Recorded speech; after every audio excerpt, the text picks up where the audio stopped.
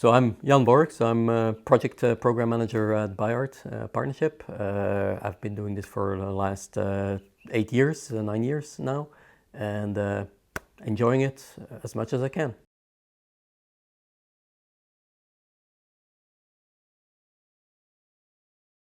I grew up in Grimbergen, which is just north of Brussels, which is a relatively small town, although it's not as small anymore as it used to be.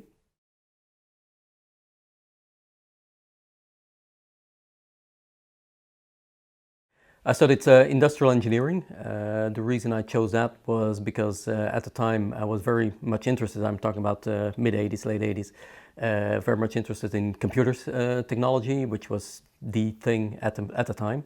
So I went for industrial engineering with the specialization in computer systems. And I'm still busy in that area, and I still enjoy it. And it's the reason I still enjoy it is because it's a field that continues evolving, and there's always new things. So that's what I like a lot about that field. After a while, working as an industrial engineer and then really in the computer system business, what I noticed was I was lacking a little bit background on finance. So I also did a postgraduate in business economics to be more versed and when I speak to management about the financial aspects of business as well.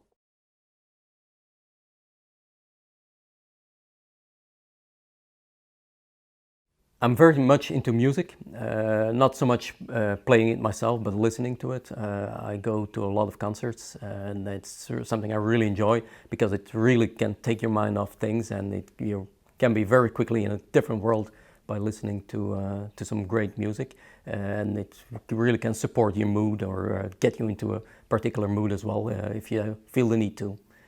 Next to that, I love traveling as well. I like to go many places close by, but also not so close, just to discover how things work in other parts of the world and see how it differs from our way of looking at things or how similar it is. And typically, there's a lot of similarities and some differences, so that's nice to understand and to relate to the people there.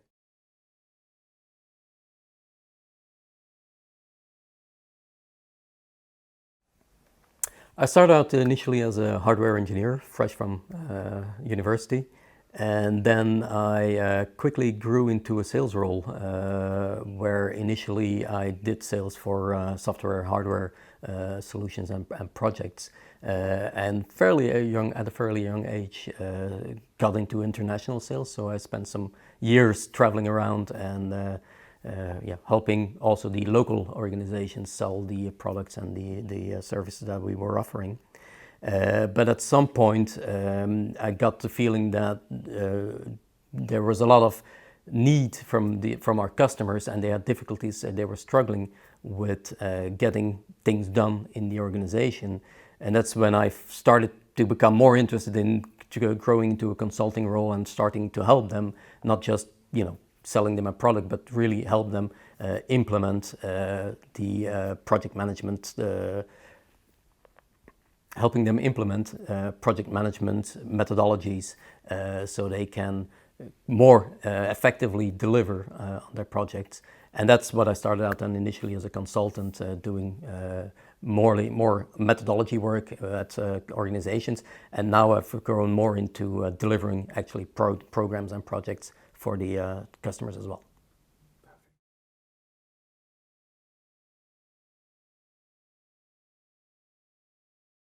I don't have one assignment, to be honest. I think from every assignment that I've had so far, and all assignments that will still come, I hope the same, have allowed me to grow myself as well. And that's what I'm looking for mainly in an assignment. Despite the years that I've been doing this, I still feel the need and to grow and to learn, and that's something so far every assignment has brought me.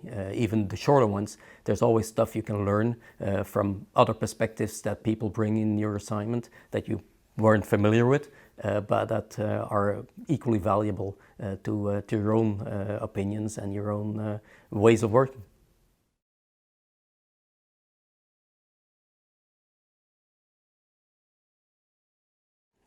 There was one assignment in my career where I worked in a young company with a bunch of young people, kind of a startup organization. And the fun thing about it was there was really a sense of purpose in with everyone in the organization to move forward and to deliver something together. And it was really, you felt really a team spirit in there, and everyone was working towards that same goal.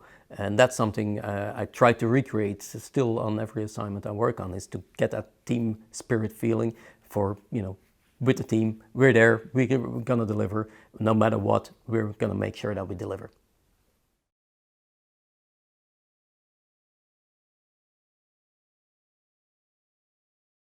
I don't see myself as a specialist. I think my strength is mainly in having a very broad knowledge and being able to speak about a lot of things with a lot of people, be it software development with the developers, with the infrastructure people about the infrastructure, but also with management about business, about finance, how things progress. So I'm more of I think, a broad knowledge person than a real specialist in anything.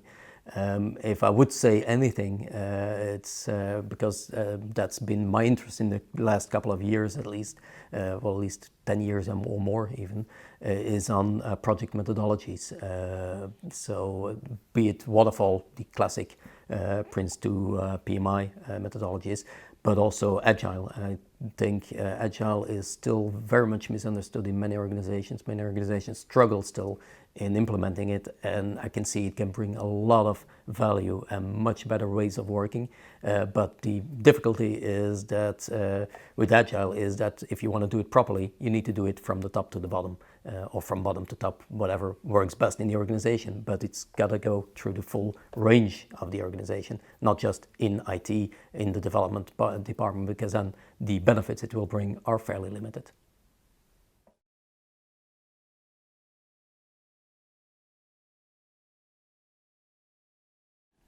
The ideal assignment for me is one where I can help other people grow in their role. I think it's important for me as a consultant not just to deliver whatever the organization is expecting, but also delivering value to the people in the organization, so that when I leave, which I will eventually do, that these people feel more strengthened in their way of working. But aside from that, of course, from any other assignment that is or would fit more or less the perfect bill, is one where I will grow myself as well. I think personal growth is one of the important things I look for in any assignment, and I've noticed that this can come from the many different people in the organization, not just from the managers, but very often also from the young people with their fresh way of looking at things, and they can bring a lot of value to the organization that way, because they're not tainted yet by the old habits that many of us already have, and that is really something that's really, really useful.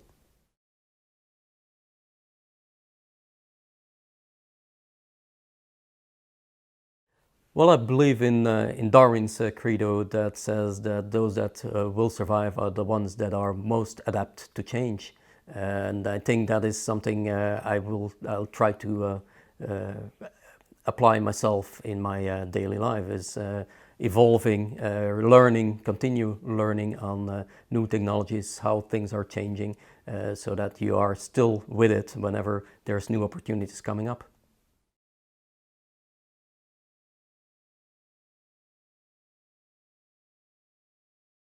Well, I think the answer that many people give, and which I also believe in, is honesty. Honesty is important because it's really the basis to build trust amongst the team. And that trust is really the basis of and the foundation of success in delivery. If the trust is there, people are honest, even if they have bad news to bring. They can bring it openly without fear of retaliation or punishment. I have noticed that in organizations where that is possible, those are the most successful, and they really are really good at delivering things on time, within budget, much better than those where this part is missing.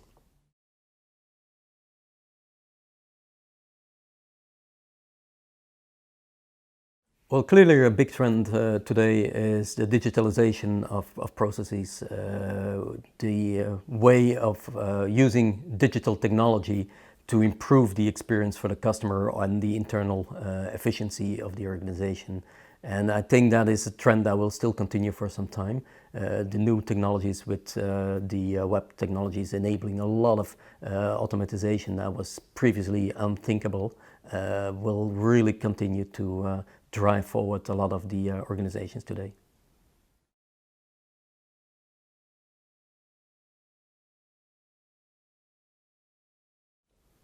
I'm an optimist. I think the future is bright.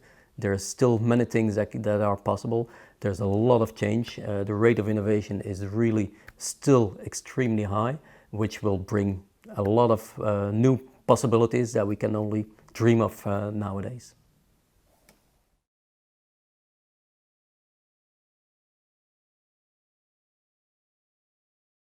I want to keep in sync with these evolving technologies and make sure that I can still deliver value, whatever the new technology is that the world will bring.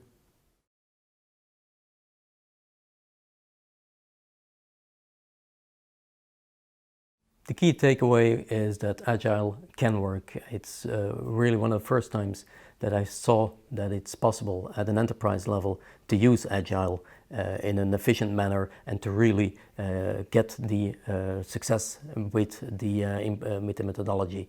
It's something that was achieved by a lot of open-mindedness also from top management to try things and adapt whilst we were going along. And that way we really got it working.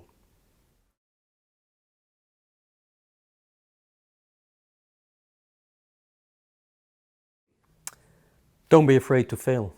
I think it's important that people feel that whenever there might be failure, that they're not going to be punished too hard for it, that they still can keep the trust of the management. I think it's important if you want to try to achieve something with a team, you very often will see that there is failure along the road. And it's important to not to be too reticent and to try to avoid that failure, because sometimes failure can bring very good ideas to do things much better than you initially thought.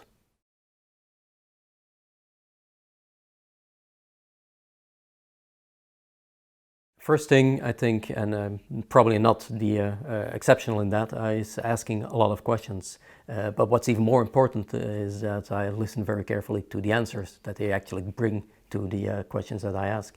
Because based on that, you can really form very quickly a good idea of where the challenges might be and how you can work to make sure that you avoid any eventual pitfalls in your assignment.